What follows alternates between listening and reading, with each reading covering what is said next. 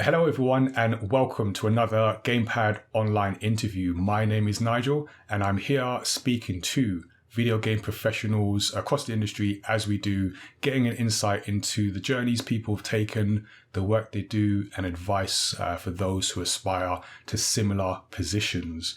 Right now I am speaking with, let me get all these roles. So TV presenter, caster and esports admin, Jasmine Kanuga. Jasmine, did I get all that right? And welcome. You did. You did. Thank you so much. I'm so excited to be here. I'm super excited to get chatting with you and hopefully, pick your brains as well as you picking my brains about, the esports industry, gaming industry, game dev industry, and all of the above, basically. Okay, picking I'm not sure that's how this works. I think the interviewer becomes the interviewee. I don't like this. I don't like this already.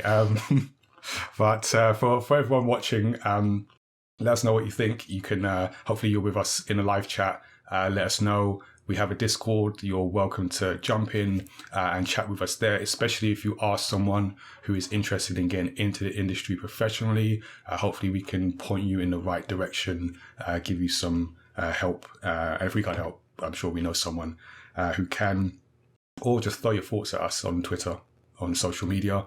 We're at mayamada on Twitter, at mayamada TV on Instagram and TikTok as well.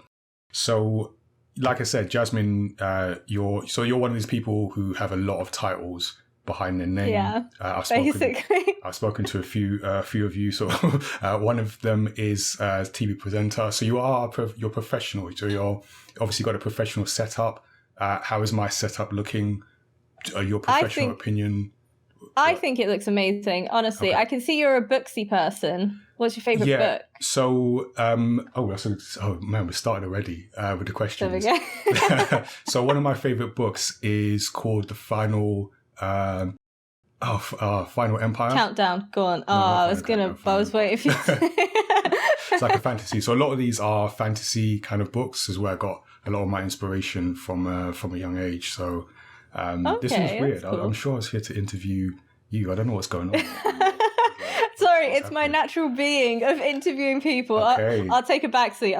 Okay. No, it's cool. You jump where you want to go. So it's good. My setup is looking okay. Just wanted to make sure I get a professional opinion. So, all right, we're cool. It's good. So, Jasmine, tell me about yourself. What I'd like to know, we usually start at the beginning and find out like how you got to where you are. So you've mentioned that gaming and esports have been a big part of your childhood. So what was that relationship like with video games when you were growing up?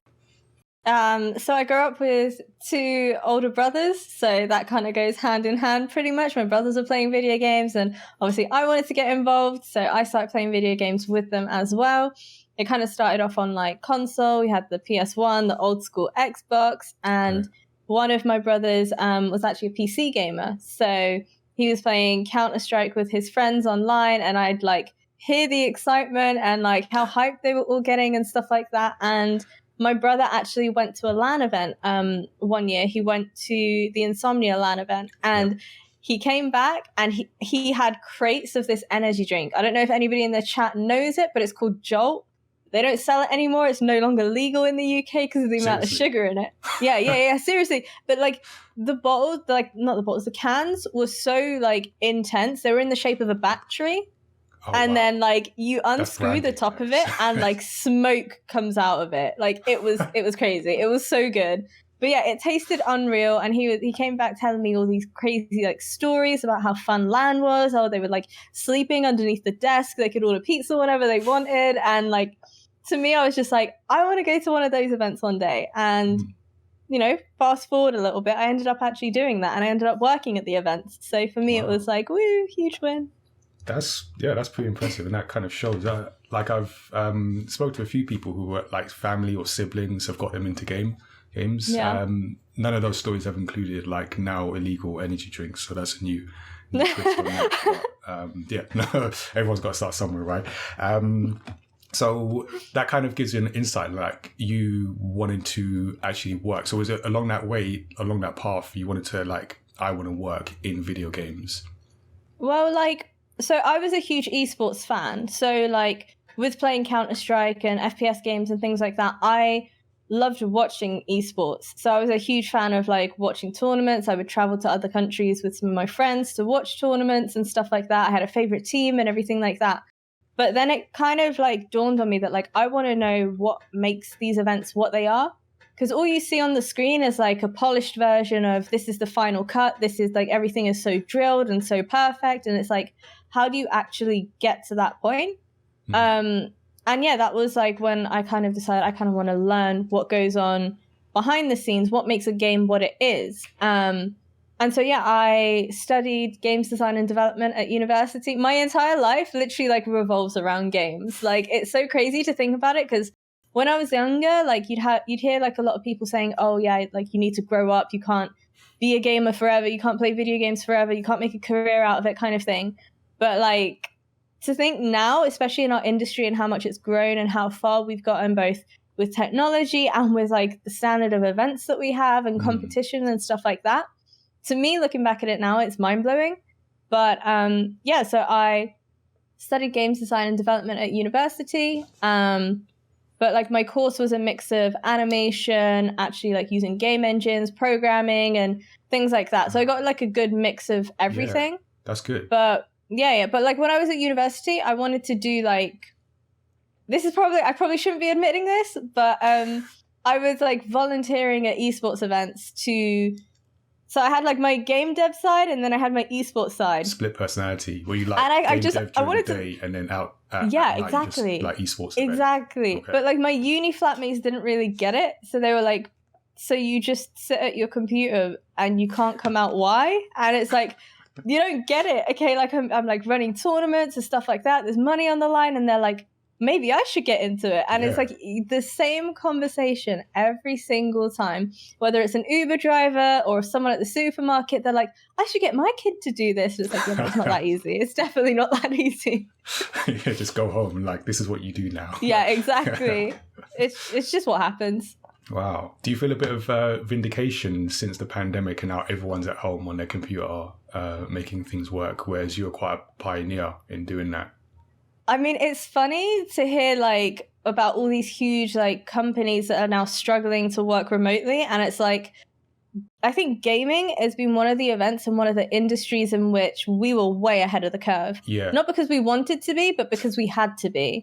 Like, especially with like tournaments and events like Epic LAN, even though there was a pandemic and we didn't have venues for like physical LAN events, we made it all work remotely. And that was a first for us because it was like, people want to play like on LAN, but we're trying to make the best of a bad situation. And especially during a pandemic, you want to give people something to look forward to and something to work towards. So proudly, Epic LAN did exactly that. And we put on a wonderful show on the main stage as well, provided as much content and as much entertainment as we could to kind of try and replicate an actual LAN event. Yeah, okay. Like, yeah, definitely ahead of the curve, so to speak. Yeah. So take me back to the degree. So, because you mentioned this, you've been on our podcast before, you mentioned this and it kind of sort of stuck in my head when you were talking about it. And one of the things I wanted to ask you is, so knowing now your excitement for games at a young age, going into like sort of formal education for it, did it meet your expectations basically? Like when you came with all this excitement, did that specific course, like learning about all the ins and outs of animation, game engine, is this like, oh yeah, this is what I want to do? Like, what was the expectation like? It was stressful. I would say first and foremost, it was stressful because like you can have lines and lines and lines and lines of code and everything will be right, but all it takes is one semicolon or something to mess it all up. So, you know, it was very, very stressful. For me personally, I always wanted to do one step more. So like we were being taught how to do things for an animation piece on one kind of platform, one software. And I was like, yeah, I want to simulate acid rain, but I want it to also erode the model while the acid rain is falling. And my lecturer is like, you are crazy. And I'm like, yeah, but look, I've like researched it. Yeah, but like, hear me out. It is doable. I have figured it out. I can use this engine. It will work great. And he's like, I'll be honest with you, I don't know anything about that software. I have no idea how to program it. I have no idea how to do anything with it.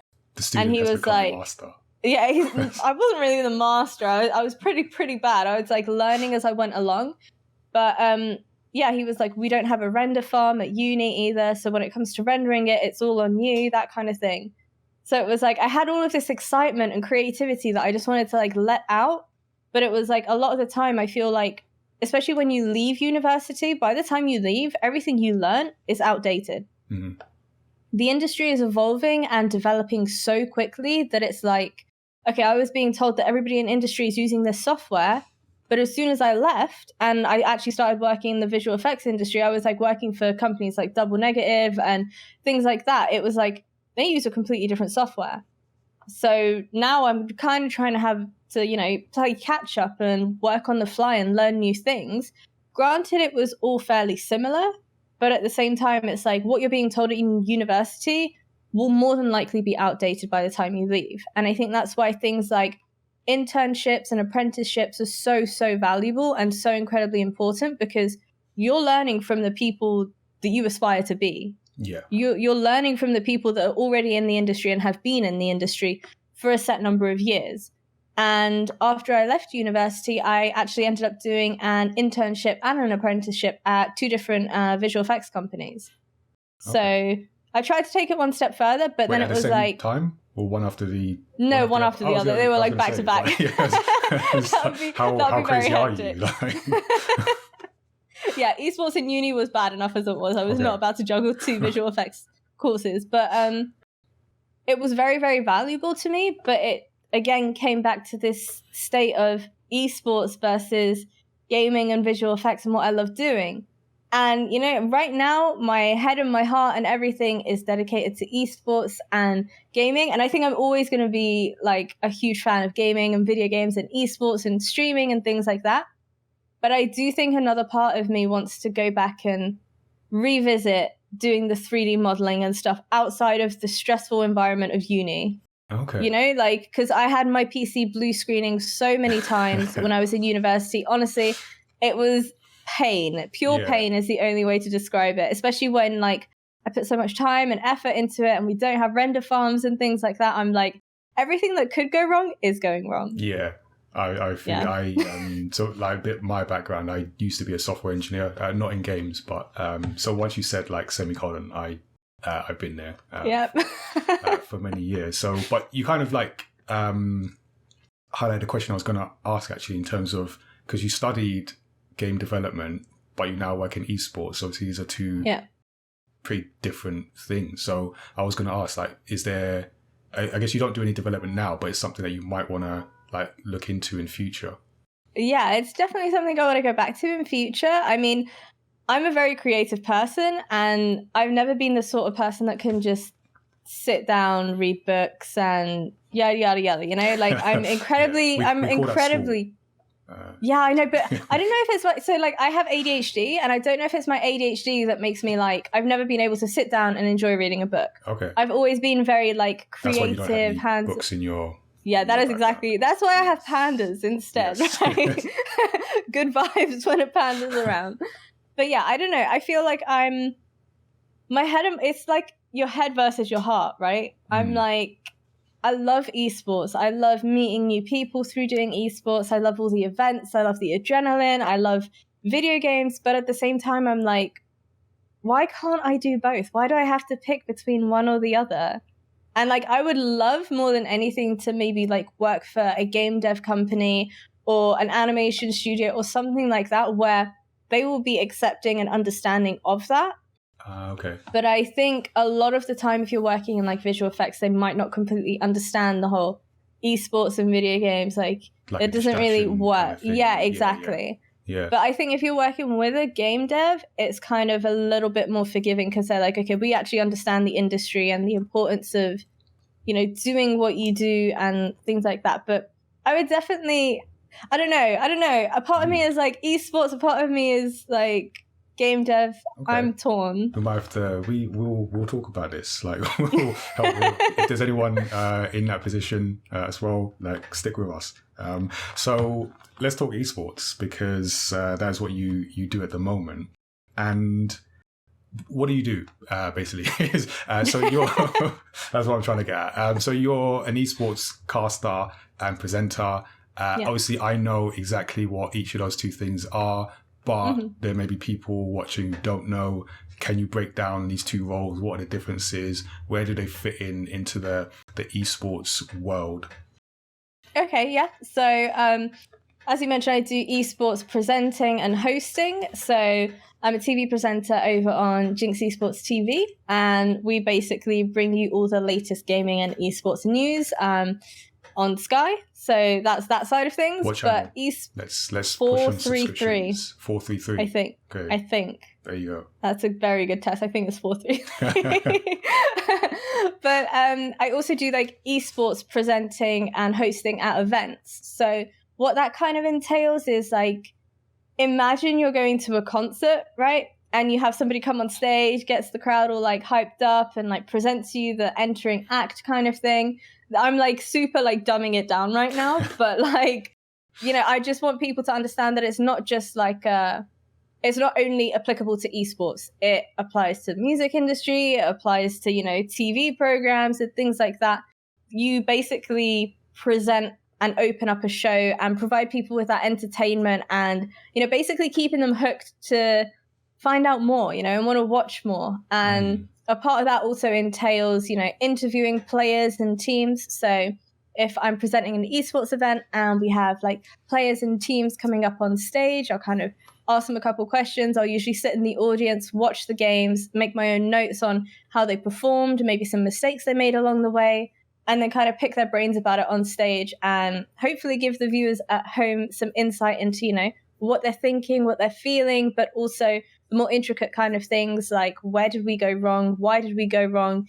You know, what can we do differently next going forward? And then casting is a whale of a time.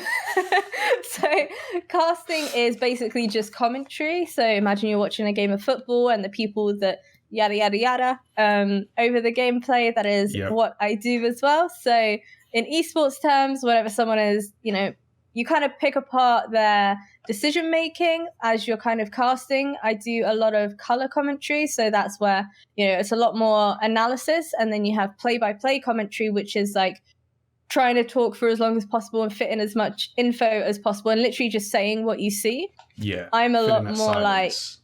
I'm a lot more, but like you just say what you see. I'm a lot more like analytical, like my eyes will be glued to the mini map and I'll be focusing on like, okay, they've split apart this many players. Why have they split apart this many players? What kind of utility do they have available? What have they used? And things like that. And what games are we talking? Do you have specific games or can you cast for anything? So I've done CSGO. I've done Valorant. I've also done Minecraft for Twitch Rivals. I've done Back 4 Blood as well. But I'm definitely looking to expand that even further and get into some more games too. Wow. Yeah, that's a lot. Swiggity swag. That is a lot because I think it's one of those things where when you see it, it can look, oh, they're just talking. But even like I'm a football fan, so listening to games and then like the color commentary, and you realize that people have to. There's a lot of preparation that happens to be able to make things look simple. So I think it's important that you kind of outline that preparation process because I know, like we work with young people, and I'm sure I've met some young people who will be interested in doing some of the things you're doing, and it's like about highlighting that, you know, to be able to just say things on the fly. You have to have done a lot of preparation ahead of time. Yeah, I mean, don't get me wrong. I still have my moments. Like, I think most people will definitely have their moments where, like, you will stumble sometimes. I stumble a lot of the time as well. That's but it's just about... But you can't do that live, can you? Yeah, but if it's live, exactly. Sometimes people will pick up on it, sometimes they won't. But at the end of the day, it's like, if people are going to kind of pick it apart, it's like, okay, I'd love to see you try and squeeze like, you know, 1,000 words in the span of, I don't know how long, you know, a really short amount of time. But like, I don't know, it's like research definitely plays a huge part in it. Making sure you take a look at the roster, the lineup of players, previous teams they've been in, maybe some downfalls that they've had along the way in other tournaments and things like that, as well as looking at the positives, of course. Yes, yeah, don't forget the positives. So you're ultimately in a way telling a story, because Yeah. you could just watch the game being played with no context, but you're adding that context, that story, like what does this all mean? Yeah. I think that's why it's so important as well, especially for new players or new viewers. Like, they might not know who the best esports player in the world is. And I think a lot of the time, especially as a host, you kind of have to take a hit, even though I know the answer to the question. Like, sometimes you kind of have to take a hit and question the casters or the players, things that are super, super obvious. And a lot of the time, viewers will end up feeling like, wow, you don't even know what you're doing. You don't know the answer. How can you be doing this job, kind of thing? But you have to ask those questions in order to make it understandable for everybody that is watching, not just seasoned veterans of esports and different games. So I think it's really important to note that, you know, even if you are like a pro player or whatever and you're watching a broadcast, you're like, why would you ask that question? You got to remember, it's not only seasoned veterans that are watching this, it's also casual players and new players.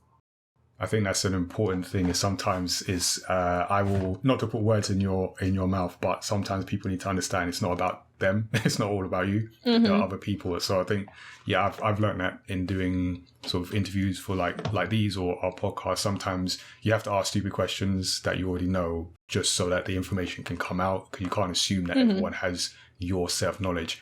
Having said that, who is the best esports player? Because I don't know. I think that's a very tricky question. We've got so many different games, so many different like niche games and stuff like that. I couldn't pick one best esports player. I mean, esports awards. Yeah, exactly. Esports awards have like their best player of the year awards that they kind of give out, and it's based on like nominations and stuff like that. But if you came to me and said pick the best esports player in the world, like you are now, I'd just be like, I have no idea. There's way too many players to choose from. Cool. All right, I'll allow that, and we'll go. We'll move on. So I mean, like esports is, I mean, gaming is very new. Esports, I feel, is even newer. So there's not like is there an esports course somewhere? Like, how do you keep up with your skills, your craft, essentially, like with something so new? So there is actually an esports degree, I'm pretty sure. I forget the name of the uni that does it. But there is, I know that. Are you thinking Staffordshire University? Yes. Yeah. I knew that. See, I asked a simple question. So I meant to do that on purpose. See, this is part of the hosting process, right? That's exactly what we're saying. You just set me up for that one. Very well done. Yes, I will accept that. Thank you. No worries. But there is the course, as you mentioned, at Staffordshire Uni. There's also, I actually did a event for the British Esports Association, and they did like a student tournament, which was super, super cool to be a part of. And I visited the Confetti Studios. I believe it was up in Nottingham. And so, you know, their kind of like esports and gaming course ranged from like teaching people how to do production, teaching them how to do like tech setup, teaching them how to, you know, do camera operating, all these different elements they were teaching the students. And the best part of it was that the students actually got hands-on experience. So I had the students talking to me, and they were the ones telling me what to do while I was up on stage. They were like, okay, in front of this camera. And it's so amazing to see that, like, that is exactly the hands-on experience that I was talking about at the very start. You don't want to kind of go to a uni, be told all of this stuff, and then before you know it, the industry has changed. Yeah, you'll be working on it as it's developing. Yeah, exactly. Yeah. Okay. All right. Well, we've given you some, if anyone's interested, we've given you some places to look at for degrees. Yes. You are welcome. So as well as like video games being, or esports specifically, being a fairly new industry, it's also, at least I get the impression, so correct me if I'm wrong, that it's not the most diverse. It doesn't strike me as the most diverse industry within an industry that does have diversity issues. Has that been your view of it as someone who has worked in it? And has that changed since you started? Oh, that's a heavy-hitting question. Okay. Yeah, I like to drop a few heavy questions. Yeah, I know. I would say that maybe when I started out in the industry, I kind of felt a bit like, why am I the only girl that's here? Yeah. And you know what? I hate being like a part of those kind of shows where they're like, but what's it like being a girl in gaming? What's it like being a girl in esports? Like, it gets so tiring, and I feel like out a few questions. No, but I feel like the best way to kind of normalize it is to stop making it such an abnormal thing. Like, I get that you want to encourage diversity and inclusion and things like that, and I'm all for that, but I feel like way too many people and industries and companies are kind of like, what's it like doing your job as a female? Why does it have to be doing my job as a female? Why can it not just be, how is it doing my job? What's it like being a host? Yeah, exactly. So I feel like you wouldn't be asking a male host or presenter these questions. So I don't understand why it needs to be any different for a female. And I feel like because of things like that, people are like, maybe that's what encourages people to treat women in gaming so differently. I'm not going to say that's solely why, but yeah, when I first started out in the industry, there was hardly any girls. I'm just thinking back to the event that I first volunteered at Insomnia. There was maybe one other girl that I saw that was also adminning.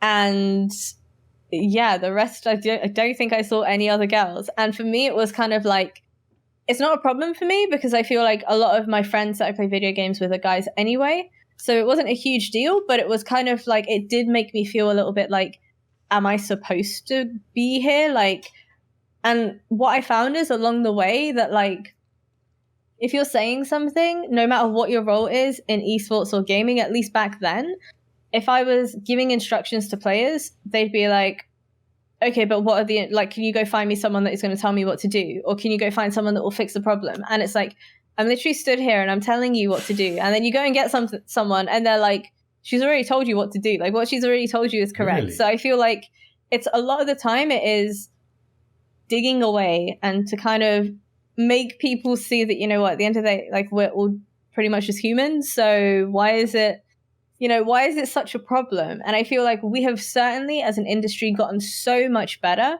at inclusion, at diversity, at, you know, being accepting of one another. And, you know, regardless of your sexual orientation, your gender, all of these different things, your background, you know, none of that really, when you think about it, should be an issue for any of us, because at the end of the day, we all just love playing video games. And I don't understand why some people find that so difficult to kind of understand, wrap but their heads around that. Yeah, exactly. Again, unfortunately, like I said earlier, like, it's not all about you, so there are other people who aren't like you playing games. So it's that kind of breaking that down.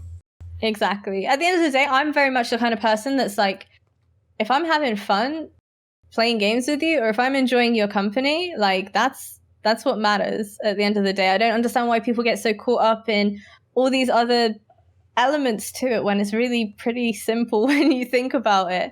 But certainly as an industry, we've gotten so much better at, you know, inclusion, diversity, and there's been amazing initiatives that have been set up to, you know, provide women with like a bit of a safer space to be gaming in, with their own like tournaments and things like that. And I feel like a huge divide in the esports and gaming community, I'm not sure if you've heard of it or if you've kind of come across these opinions and things like that, is that why do women need a tournament of their own? Like, why don't they just... I've heard that. Yeah.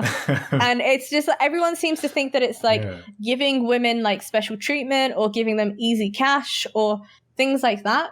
And I can understand why they would think that, but I think the important thing is to educate people about why it's very different. So like, if you're queuing a game with your friends and there's people on the other team that are just giving you harassment, abuse, all of these things on the other side, it's going to make you feel like, I don't want to continue competing. I don't want to continue playing in this tournament where I'm just subjecting myself to all of this abuse for no actual reason, purely because I'm just a girl. And I feel like providing women with like a safer environment where they can actually compete against one another is great, providing that it's a stepping stone to take it one step further and play against, you know, the male teams. Sure. Because I feel like there is more than enough, like, you know, ability and capability for these female teams to play against the male teams. And I feel like it would be such a shame to just contain them in this little bubble of playing female tournaments. Exactly. Playing female tournaments, and that's that. We're content with that. I feel like that is not necessarily a healthy thing to do. I understand why some teams and players might feel the need to, but at the end of the day, you're able to be just as good as them. So I think it should definitely be used as a stepping stone. Get yourself familiar and comfortable with the teams and the environment that you're playing in. And then once you feel like you're nailing your craft, take it one step further and play in the big leagues. Yeah. No, that makes sense. And it's a challenging one because so we work on some aspect of it as a brand, aimed at young people as well. And it's the idea of you want things to be more diverse, but like you say, it's not like, oh, what's it like working in the industry as a X insert whatever sort of minority you are here. That almost serves to just highlight that you're different. Exactly. And not necessarily change anything. I can appreciate there'll be circumstances where you want to sort of address the issue head on. I can see that. I just did. Yeah. Yeah, like that. Yeah, which we're going to clip and we'll use that to answer that question. But totally get that, and that's a good perspective on the sort of I guess in your case the female only tournaments and why that would be a positive thing, or how that can be a positive thing, because I so much of what I've seen in terms of the last year or so is a lot of people not understanding other people's perspectives, and if something doesn't work for them, then not understanding how it couldn't possibly work for someone else. So that's good that you outline that. I'll ask softer questions. I've got a few hard hitting ones I think later on. So let me let's take a break and let me ask about your pandas. How many pandas do you have? That is a good question. I think okay, so I have 3 on my bed. I have this one here, which is 6 foot. I think it's 6'1", 6'2". I have another one behind me, so that's 3, 4, 5. And I think I've got about 10 in storage, and I've got one in my friend's car as well. Okay, before we get to the heavy questions, where did this? What I'm going to say is an obsession with pandas. Where did that start? They're just so cute, man. You can't tell me that you could ever watch. That's what I need to know. You can't watch a video of a panda just doing its thing, stumbling over and not think it is the cutest thing ever. They're so clumsy. I love it. Okay. Yeah. No, pandas are pretty cute. I'm not going to be the guy who's going to argue against panda cuteness. So we'll leave that. So earlier on, you talked about sort of volunteering in the esports space and sort of building your way up in the admin. And I always sort of wonder, because oftentimes this industry is new and, the opportunities aren't always so financially secure, and there is an element of working your way up, volunteering, whatever it might be. Where did you find the balance between sort of volunteering your time and then, I guess, essentially demanding for, maybe demanding the wrong word to use. Being paid. Being paid, yeah. So that kind of balance, because there is value in the experience of volunteering to a point. And how did you navigate that? I'm pretty lucky in the fact that, if it really came down to it, honestly, I don't know how I would have adapted and kind of understood how to go about doing it. But I'm super lucky in that when I was volunteering for the Insomnia events, I think I was volunteering for about a year with loads of different companies. And I was super lucky that people from ESL had attended the Insomnia events, and they had kind of seen the work that I was doing at Insomnia, and then they were like, hey, we'll pay you to come and admin this event for us. And I was like, okay, yeah, cool. And I guess that kind of kept going, and then another company sees the work that you do somewhere else, and they're like, hey, we'll pay you to come do this event. And it's like, okay, great. And then Insomnia realized that, okay, now you're being paid for it. We want to offer you a higher up position. So then I became a tournament manager. And then I started getting paid for it, which, it's all about stepping stones. It wasn't easy, bearing in mind I was a university student and I was volunteering esports events. I kind of have to cover my own travel and everything like that. So it wasn't easy, but it was done purely because it was, I had fun. I enjoyed it, and it was what I was passionate about. Yeah. Yeah. And I imagine even in the volunteering stage, there was a value that you were getting that you could use. So my perspective, and part of the reason why I asked this, as well as working with young people and things, but even on my own journey, because when I left what was a regular 9 to 5 sort of paid monthly and everything into like an entrepreneurial world where at the start, like doing things like for free, and it's like, how do you navigate that? And I remember thinking, like, one of the more difficult questions for me was when anyone would ask, like, what's your rate? What's your day rate? Yeah. Like, I don't know. Yeah. I don't know. I never had to deal with this. But so there's that side of it. But then, like, it sounds you were getting the sort of essentially networking. You were being able to demonstrate like what you can do to people who would then go and pay you. And I think it's like being able to identify those situations where you can get that value that can help you like progress. Yeah. I mean, like, I like to think I'm a super social person. Like, I'm all about like making new friends and meeting new people, especially at LAN events and stuff. So I think networking is definitely a huge part of it. But I think also being able to market yourself, like, you know, don't be ashamed or shy or anything to tell people what you're good at and what you're not good at, because both of those things are equally as important.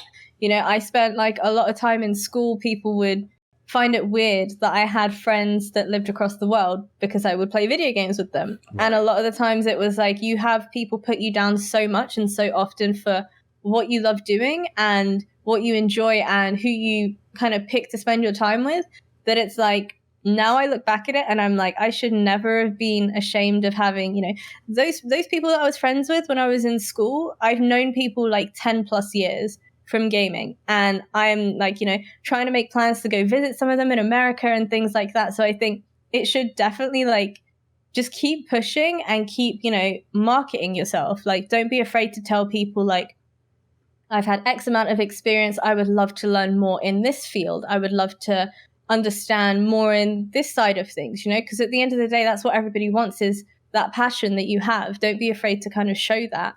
Yeah.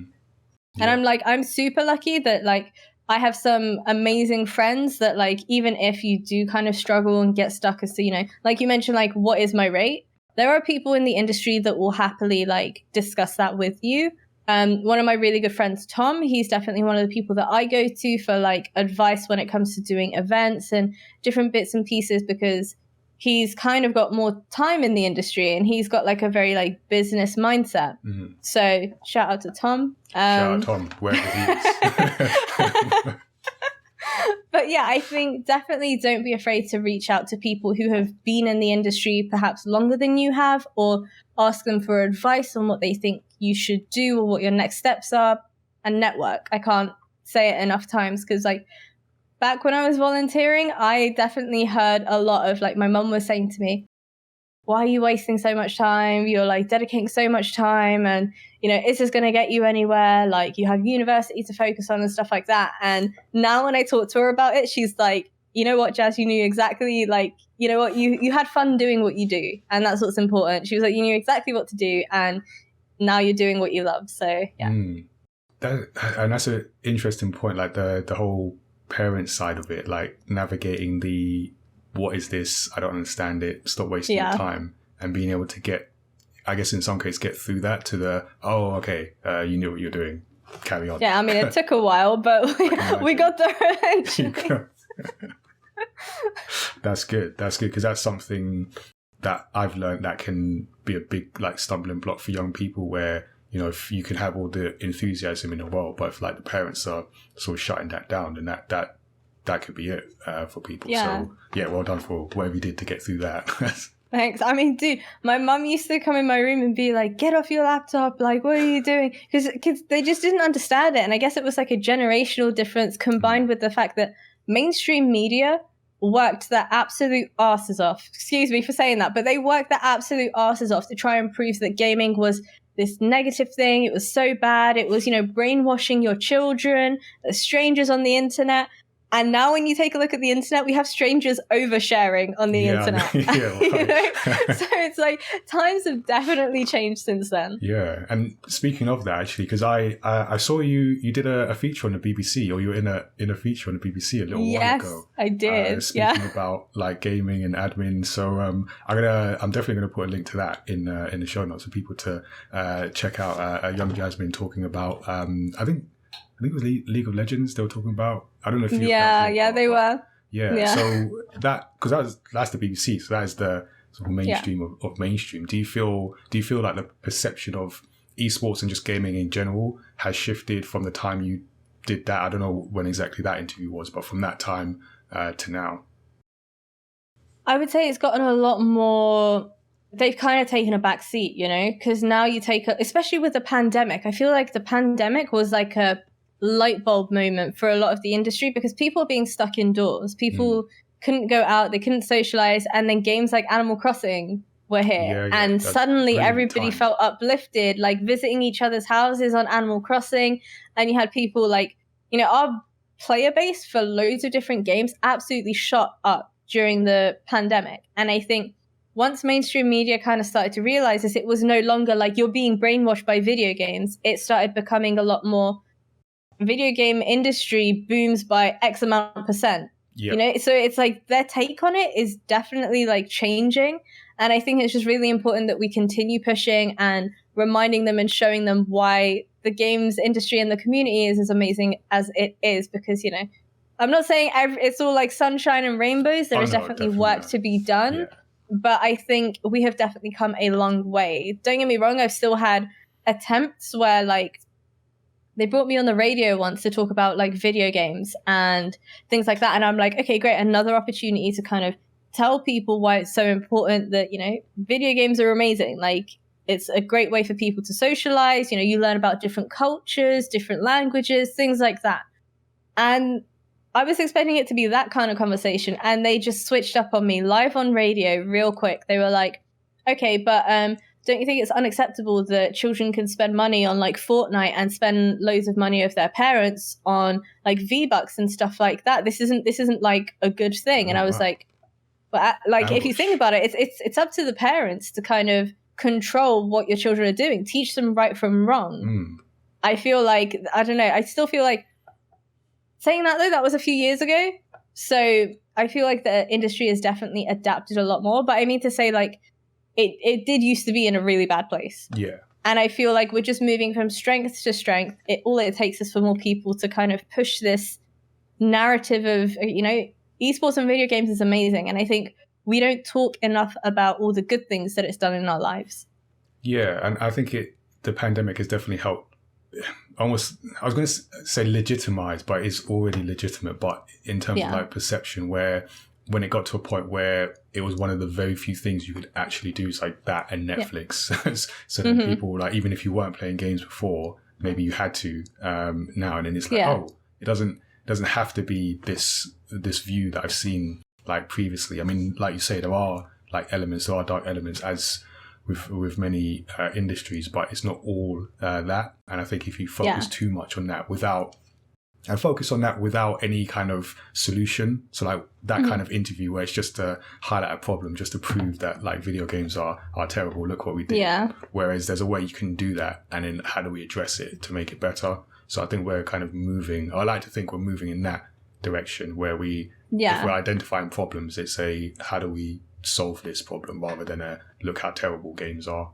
Yeah, I think it's just fear at the end of the day. The media gets scared because they don't understand something. It's new, it's foreign. Like, is this a threat to our mainstream media? Is this a threat to, you know, how people are going to view the world? They're not going to, you know, all these different things kind of come into play. And it's like, it doesn't have to be scary. It doesn't have to be a threat. If you just take the time to try and understand it, which I think they've slowly been starting to do, it can definitely, you know, show parents a very, very different story and a different side of things. And I like to think a lot of parents are now pro gaming. I don't know if it's like the generational difference or if it's seeing how excited their kids get when they play Fortnite and things like that. But I'm fingers crossed it continues going that way. Yeah. Although I recently played Fortnite like for the first time last year. That was it was an experience. It was I don't know if we'll do that again. I don't know how they do it, dude. You have kids that are like building, shooting. They like, before you know it, they've built the Eiffel Tower, and I'm like, I don't understand what's going on. And it's like, the matches don't end, and they're just like, it's a skill. It's really a skill to be able, like, and I think not enough parents actually take the time to sit down with their kids and try and play the same game. Because I guarantee you, if you try and play the same game, your kid sits down and teaches you all the controls, you will struggle. Oh, yeah. So I think the fact that your kid is doing so well with like doing multiple things at once and keeping their brain active should be an impressive thing. Yeah, figuring out solutions, all that kind of stuff. So, yeah, I've got a couple last questions before we... Hard-hitting ones, go on. I'm going to say these are medium here. No, the first one's easy. Like, I just want to know, where has this craft, this profession of yours taken you? So can you tell us like some of the places and the events around the world? Because I feel I did say earlier, like you've been around the world, if not Jasmine has been around the world. So where's some of the places that this has taken you? My sister actually got me one of those posters where you scratch off each country that you've been to, because I travel so much with events. So hopefully if COVID goes away, I can start scratching stuff off of that some more. But I visited countries like Canada, I've been to Sweden, I've been to Istanbul, I've been to Copenhagen, loads of different places. And I love it because it's not only do you get to experience a different culture, a different country. A lot of the people seem to presume that if you're going away to kind of work an event in another country, then it's a holiday. It is definitely not a holiday. Let me tell you that right now. Like, all you end up seeing is from the venue to the hotel. Yep. But like, if you maybe book yourself an extra few days there, then you'll actually have a chance once the event is over to, kind of enjoy the sights and things like that. But yeah, I mean, I've been to loads of different countries. I've been to Bulgaria as well, which was amazing. So yeah, lots and lots of countries. I can't name all of them off the top of my head because I've been too many places. That gives a good indication, because it is sometimes you want to see like what the possibilities are for this. I'm also a little bit jealous because no one has ever flown me out anywhere to go to an event. So you will soon. You know what? Clip it. It will happen. Okay, I'm going to do that because that's 2022. That's what I need. I need people to just fly me out. When it happens, you post this clip out, and I'll tell you I predicted the future. I can't promise that. I'll probably just like get the credit. And this part of the interview will magically disappear. So my final question, Jasmine, what does the word gamer mean to you? All right. We're back to the hard questions. Forget the pandas. Yeah, I know. I just saw my panda a minute ago in my screen, and I was like, "Oh, look how cute it is." The term, full focus. The term gamer to me is playing video games. Someone that plays video games, regardless of what platform it is. It could be on your mobile, it could be on your PC, it could be Xbox, PS4. You name it. It could be any platform that you want. Someone that takes enjoyment out of playing a video game, and I think it's really as simple as that. I feel like people try to complicate it way too much and say, oh, a gamer is someone that's a hardcore, I play video games, I'm here to win kind of thing. That's not what a gamer is. Gaming is very much a part of the community. You could play community games, which is what I often do, like on my Twitch and stuff like that. I'll play community games. I'll play Jackbox. I'll play Minecraft. You play all sorts of different games. It doesn't mean you have to be a hardcore gamer, like I have to win every single game ever. It's all about playing video games because you enjoy them. Whether you play that alone or with friends, the important thing is that you enjoy doing it. I will accept that answer. So thank you for that. And thank you for joining me for this interview, letting us know about your experience, your perspective. Amazing. Thank you so much for having me. Cool. And thank the pandas as well. I assume you had to check with them before you came on. Yeah. Okay, cool. Thank you. So thank you people for watching as well. This is one of a series of interviews that we do with video game professionals, talking about their journeys and what you can learn from their experiences. So definitely follow us on YouTube, follow us on Twitch as well, so you can catch our live events and you can see some of the other interviews that we do. And also, if you want to hear more of my voice, you can check out the Story X Story podcast, where we discuss stories, if you couldn't tell, across pop culture, including video games, anime, manga, film, TV. We talk about a lot about Marvel and Disney on there, so check that out too. And this has been our interview. This has been me. This has been Jasmine. This has been Jasmine's Pandas. We will see you all again next time. Bye. Hey there, I'm Nigel from mayamada. Thanks for watching our video. Don't forget to subscribe and check out the other great videos we have on the channel. You can also join the GamePad Discord and check out the next event at gamepad.events. We'll see you soon.